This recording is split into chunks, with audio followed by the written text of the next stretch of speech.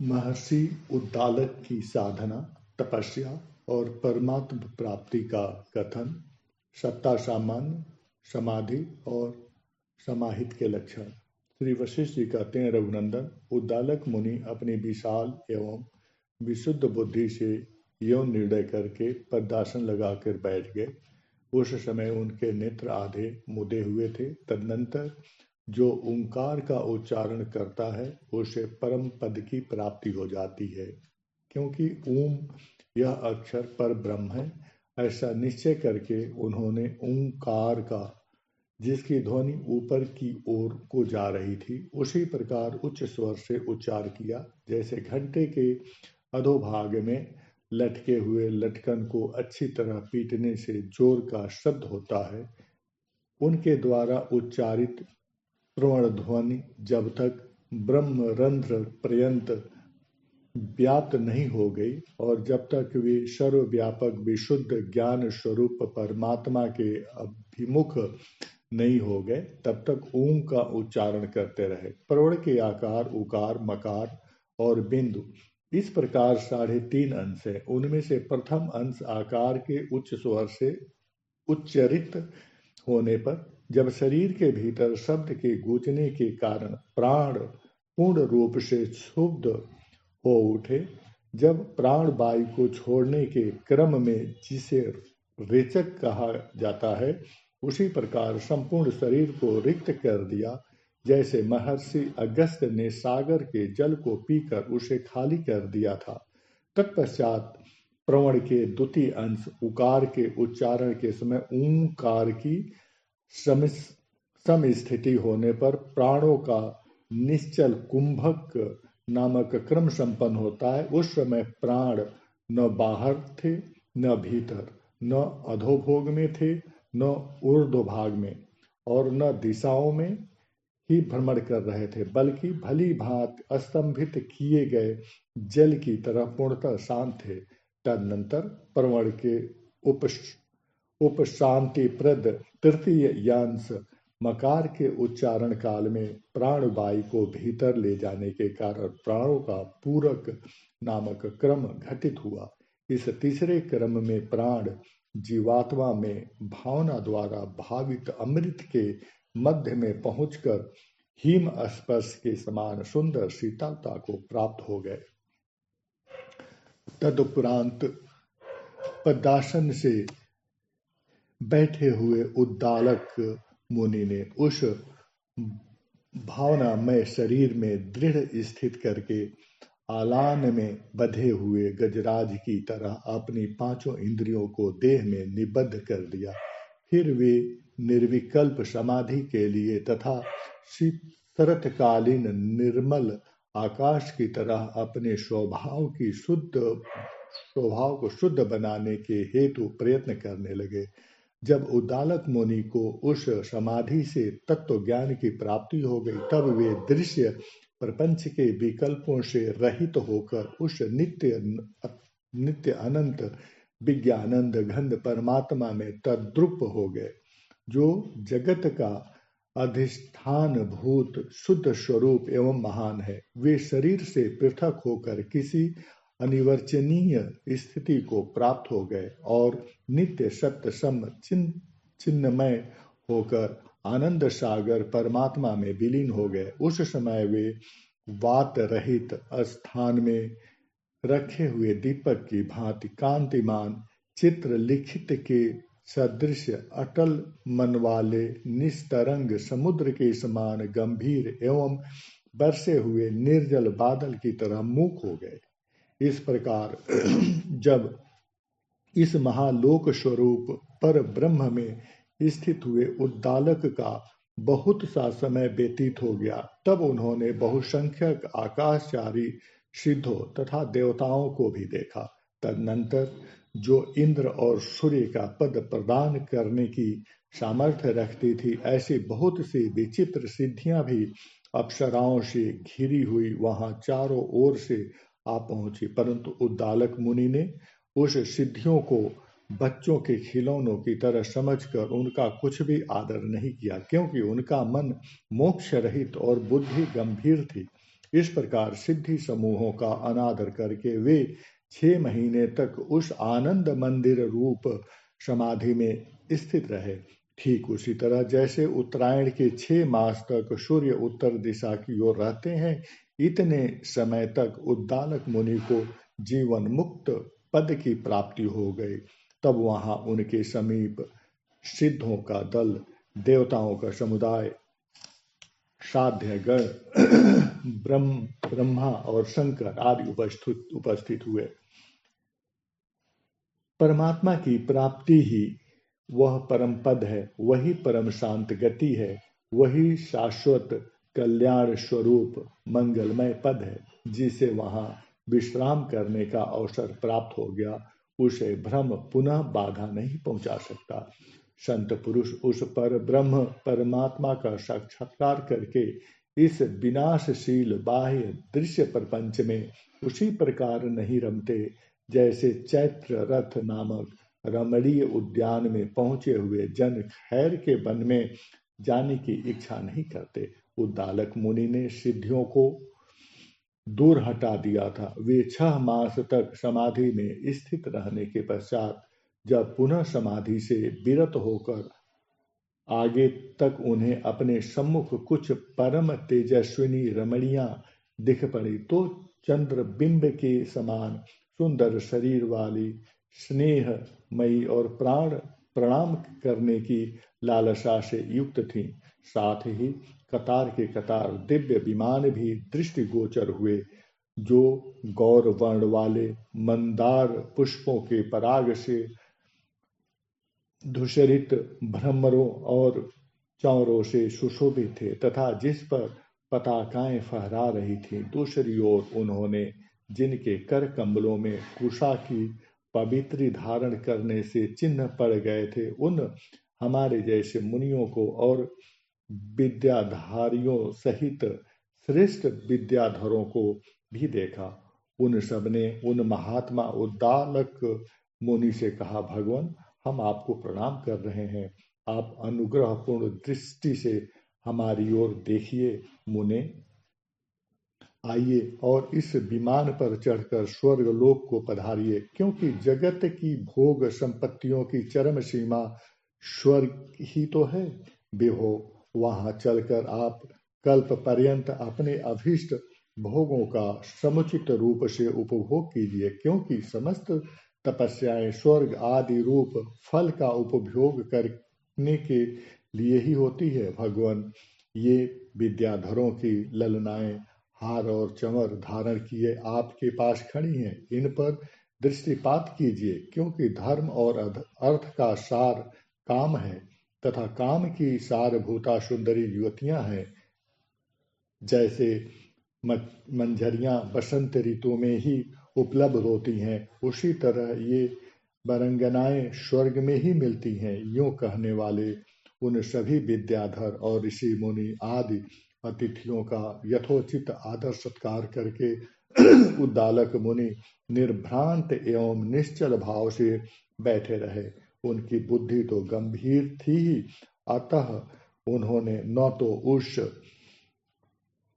विभूति का अभिनंदन किया और न तिरस्कार ही किया, अर्थात उदासीन बने रहे तथा वो सिद्धगण तथा भो सिद्धगण, आप लोग जाइए, यूं कहकर वे अपने समाधि रूप कार्य में संलग्न हो गए। तदनंतर सिद्धगण कुछ दिनों तक उद्दालक मुनि की, जो भोगों की आसक्ति से रहित और अपने धर्म में निरत थे, प्रणाम, स्तुति, प्रशंसा आदि द्वारा उपासना करके अपने आप चले गए।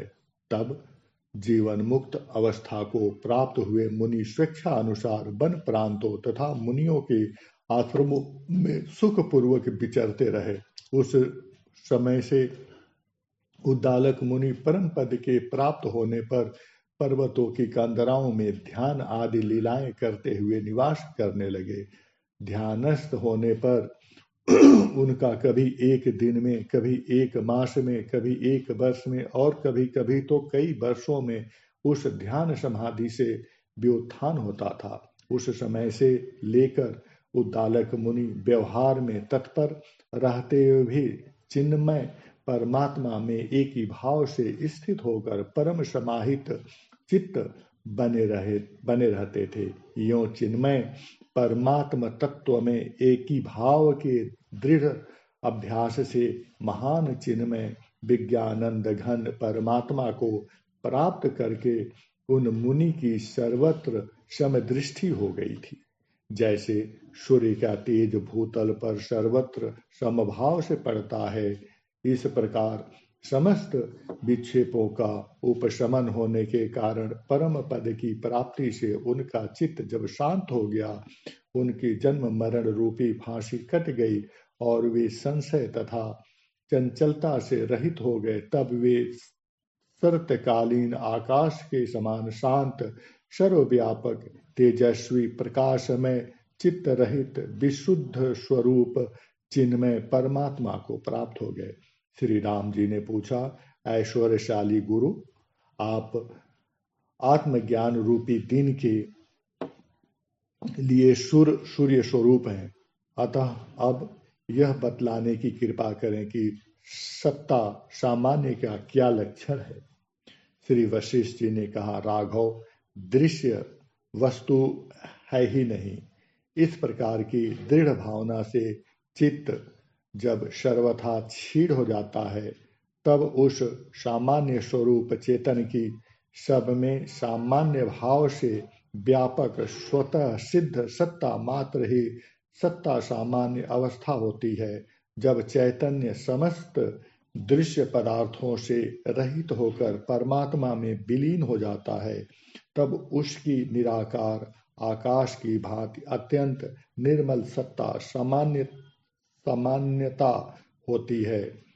जब चैतन्य भाव एवं अभ्यंतर सहित यह जो कुछ है उन सब का अपलाप करके स्थित हो, उस समय उनकी सत्ता सामान्य अवस्था समझनी चाहिए। जब साधक संपूर्ण दृश्य प्रपंच को अपने वास्तविक स्वरूप से स्वप्रकाशात्मक सत्ता सामान्य स्वरूप परमात्मा की अनुभव ही करता है,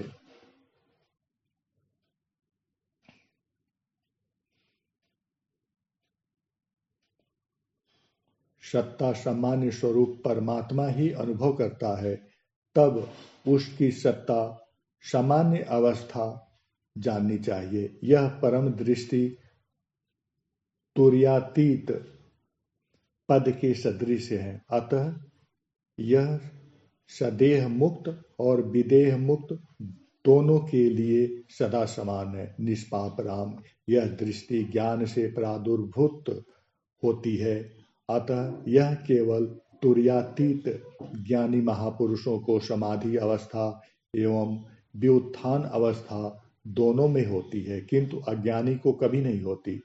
यह सत्ता सामान्य पदवी समस्त भयों का विनाश करने वाली है। इसका आश्रय लेकर उद्दालक मुनि दैवेच्छानुसार प्रारब्ध कर्मों का क्षय करने तक जगत में स्थिर रहे। वे पर्वत की गुफा में पत्तों के आसन पर नेत्रों को आधा मूंद कर पद्मासन में बैठे थे। उस समय वे महात्मा चित्र लिखित से निश्चल होकर परम शरद ऋतु के निर्मल आकाश में संपूर्ण कलाओं से परिपूर्ण चंद्रमा के समान विशुद्ध और सम हो गए। उनके सारे संकल्प विकल्प जाते रहे। वे निर्विकार एवं समस्त पापों और विषय भोगों की उपाधि से रहित होने के कारण अभिराम हो गए। उन्हें उस चिन्मय परम आनंद की प्राप्ति हुई जहाँ से सारे सांसारिक सुख प्रादुर्भूत होते हैं तथा जिसकी समता में इंद्र का ऐश्वर्य भी समुद्र में तिनके के समान है। तदनंतर वे विप्रवर उद्दालक जो अनंत आकाशों में व्याप्त रहने वाली दिशाओं को भी व्याप्त करने वाला सदा समस्त वस्तुओं से पूर्ण भुवनों का भरण पोषण करने वाला बड़े भाग्य से एवं उत्तम जनों द्वारा सेवा करने योग्य वाणी से परे अनंत सबका आदि और सत्य स्वरूप है। उस परम विज्ञानानंद घन परमात्मा में तद्रुप हो गए, जो विवेक द्वारा स्फुरित हुए आनंद रूपी विकसित पुष्पों में सुशोभित है। उद्दालक की यह चंचलता रहित पवित्र चित्त वृत्ति रूपिणी कल्पलता, जिसके हृदय कानन में उद्गर विस्तार को प्राप्त होती है, वह संसार कानन में विहार करता हुआ भी सत्य स्वरूप परमात्मा के आश्रय रूपा छाया से कभी वियुक्त नहीं होता, अपितु उसका सर्वोत्कृष्ट मोक्ष फल से संबंध टूट जाता है। इसलिए कल्याण कामी मनुष्य को उद्दालक की चित्त वृत्ति रूपी लता को हृदय में रोप कर उसका विस्तार करना चाहिए। रघुकुल भूषण राम संसार से वैराग्य, जप ध्यान के अभ्यास, सत शास्त्रों के विचार पूर्वक अध्ययन, पवित्र और तीक्ष्ण बुद्धि, सद्गुरु के उपदेश और यम नियमों के पालन से परमात्मा की प्राप्ति रूप विशुद्ध परम पद की प्राप्ति होती है, अथवा केवल विशुद्ध और तीक्ष्ण प्रज्ञा से ही परम पद मिल जाता है, क्योंकि जो बुद्धि सम्यक प्रकार से ज्ञान युक्त, तीक्ष्ण और दोष रहित है, वह संपूर्ण साधनों के बिना भी यथार्थ ज्ञान द्वारा जीव को अविनाशी परम पद की प्राप्ति करा देती है। श्री राम जी ने पूछा, भूत और भविष्य के ज्ञाता भगवान, कोई ज्ञानी पुरुष व्यवहार करता हुआ भी समाधिस्थ के सदृश विश्राम को प्राप्त हुआ करता है, और कोई एकांत का आश्रय लेकर ध्यान समाधि में स्थित रहता है। इन दोनों में कौन श्रेष्ठ है, यह मुझे बतलाने की कृपा करें। श्री वशिष्ठ जी ने कहा, वत्स राम, जो इस सत्वादि गुणों के समाहार रूप दृश्य जड़ संसार को अनात्म रूप अनित्य और मिथ्या देखता है, उस पुरुष की जो परम शांति स्वरूप अंतःशीलता है, वही समाधि कहलाती है। मन के रहने पर दृश्य पदार्थों के साथ संबंध होता है, ऐसा निश्चय करके जो मन से रहित होकर परम शांति को प्राप्त हो चुका है, ऐसा कोई पुरुष तो व्यवहार में लगता रहता है और कोई ध्यान समाधि में तल्लीन हो जाता है। यदि उनके अंतःकरण में परम शांति रूप शीतलता है, तो वे दोनों ही सुखी हैं, क्योंकि जो अंतःकरण की शीतलता है, वह अनंत साधन रूप तपस्याओं का फल है। इसलिए जो ज्ञानी व्यवहार परायण है और जिसने ज्ञान प्राप्त करके वन का आश्रय ले लिया है, वे दोनों ही सर्वथा समान हैं, क्योंकि उन दोनों की ही संपूर्ण संदेहों से रहित परम पद की प्राप्ति हो गई है। रघुनंदन, चित्त में जो कर्तापन का अभाव है, वह उत्तम समाधान है, और वही मंगलमय परमानंद पद है। उसी को तुम केवल चिन्मय भाव समझो। जो मन वासनाओं से रहित हो गया है, वह स्थिर कहा गया है। वही ध्यान समाधि है, वही केवल चिन्मय भाव है, और वही अविनाशी परम शांति है। जिसके मन की वासनाएं क्षीण हो चुकी हैं, वह पुरुष सर्वोत्कृष्ट परम पद की प्राप्ति के योग्य कहा जाता है, क्योंकि वासना शून्य मन वाला पुरुष कर्तापन से रहित हो जाता है। अतः उसे परम पद की प्राप्ति होती है। जिस साधन से मृत्यु मनुष्य की जगत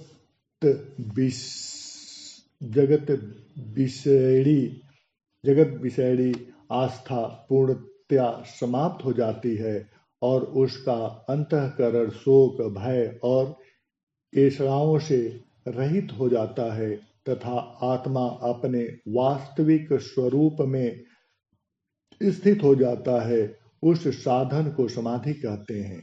जिन गृहस्थों के चित्त अच्छी प्रकार समाहित हो चुके हैं, तथा जिनके अहंकार आदि दोष शांत हो गए हैं, जिनके लिए घर ही निर्जन वन स्थलियों के समान है, समाहित मन और बुद्धि वाले तुम्हारे जैसे प्राणियों के लिए इस जगत में घर और वन एक से हैं।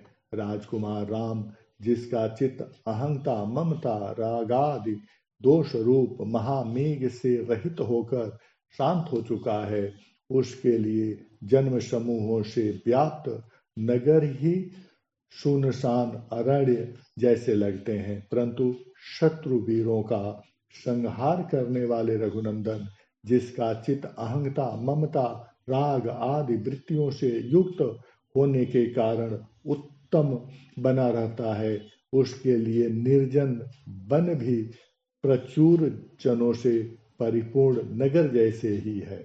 जो मनुष्य समाधि काल में परमात्मा को संपूर्ण भावों और पदार्थों से अतीत तथा व्यवहार काल में संपूर्ण भावों को परमात्मा का स्वरूप समझता है, वह समाहित कहा जाता है। जिसका मन सदा अंतर्मुख बना रहता है, वह सोते जागते और चलते हुए भी ग्राम, नगर और देश को जंगल जैसा ही समझता है। यद्यपि यह सारा जगत प्राणियों से परिपूर्ण है, तथापि नित्य अंतर्मुखी स्थित वाले पुरुष के लिए सर्वथा अनुपयोगी होने के कारण यह आकाश की तरह शून्य हो जाता है। जिन पुरुषों के अंतःकरण में परम शांति प्राप्त हो जाती है, उनके लिए सारा जगत सदा शांतिमय हो जाता है, परंतु जिनका अंतःकरण तृष्णा की ज्वाला से संतप्त होता रहता है, उनके लिए जगत दावाग्नि से दग्ध होता हुआ सा प्रतीत होता है, क्योंकि समस्त प्राणियों के भीतर जैसा भाव होता है, वैसा ही बाहर अनुभव होता है। जो बाहर कामेंद्रियों द्वारा क्रियाओं का संपादन करता हुआ भीतर केवल आत्मा में ही रत रहता है और हर्ष शोक के वशीभूत नहीं होता, वह समाहित कहा जाता है। जो शांत बुद्धि पुरुष सर्वव्यापक आत्मा का साक्षात्कार करते हुए न तो किसी के लिए शोक करता है और न किसी की चिंता ही करता है, वह समाहित कहलाता है।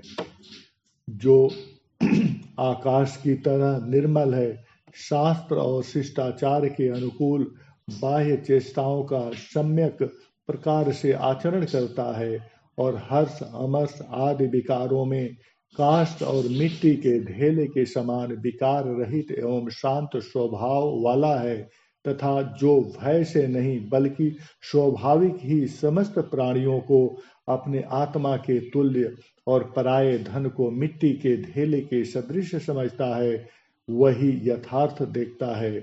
जो इस प्रकार के आशय से संपन्न होकर सच्चिदानंद ब्रह्म रूप परम पद को प्राप्त हो गया है, उसके ऐश्वर्य आदि पदार्थ चाहे पूर्ववत स्थित रहे, चाहे अभ्युदय को प्राप्त हो, चाहे नष्ट हो जाए, चाहे उसके बंधु बांधव मृत्यु को प्राप्त हो जाए, चाहे वह उत्तमोत्तम भोग सामग्रियों से परिपूर्ण तथा कुटुंबी जनों से भरपूर घर में रहे, अथवा सभी प्रकार के भोगों से शून्य विलास वन में रहे, चाहे उसके शरीर पर चंदन, अगुरु और कपूर का अनुलेपन किया जाए, अथवा वह बड़ी बड़ी ज्वालाओं से व्याप्त अग्नि में घिरे, चाहे उसकी आज ही मृत्यु हो जाए अथवा अनेक कल्पों के बाद हो, वह न तो स्वयं कुछ बनता है और न उन महात्मा ने कुछ किया ही उस महात्मा ने कुछ किया ही, अर्थात वह सभी स्थितियों में विकार रहित समभाव से स्थित रहता है। अहंकार और वासना रूपी अनर्थों के उत्पन्न होने से संविदात्मा पुरुष के जीवन में नाना प्रकार के सुख दुख आते जाते रहते हैं, परंतु उस अहंता के पूर्णता प्राप्त हो जाने पर चित्त में ऐसी ममता प्राप्त हो जाती है, जैसे रज्जु में सर्प भ्रांति के नष्ट हो जाने पर यह सर्प नहीं है, इस ज्ञान से निर्भयता और प्रसन्नता होती है।